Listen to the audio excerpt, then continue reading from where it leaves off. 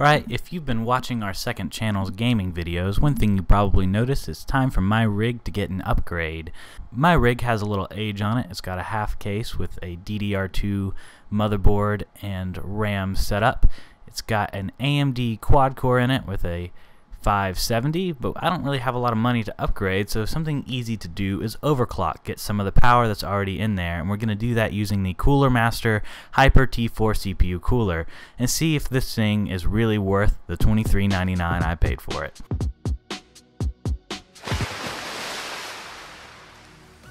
The first thing we need to do is remove the old cooler to replace the new cooler. The old cooler is the stock AMD cooler, has a twist latch, and all you need to do is kind of shuffle it back and forth gently to break it free from the thermal compound.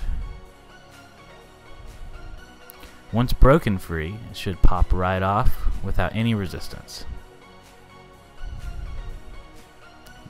Next thing you need to do is clean off the old thermal compound. We did this using alcohol and a paper towel. Some people prefer different methods, but this method always works for us. Make sure you clean the base of the cooler as well to make sure there's no residue.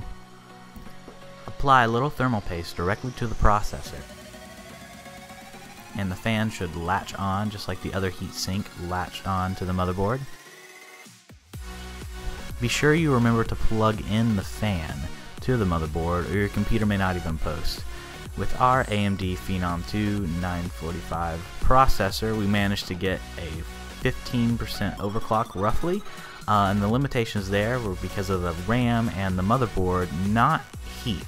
So heat was a problem before, and heat is no longer a problem. This heat sink was a great buy, and I totally suggest it. There are some similar heat sinks on the market for a little more expensive. This one was more than enough for a pretty good overclock of my processor. So as long as you got the case that can fit this monstrosity in it, then you have a good candidate for the Cooler Master Hyper T4 CPU cooler. If this video helped you out, please like. We also have Vegas tutorials, other product reviews, and other computer related videos. And we also have a gaming channel we've launched recently, so check that out as well.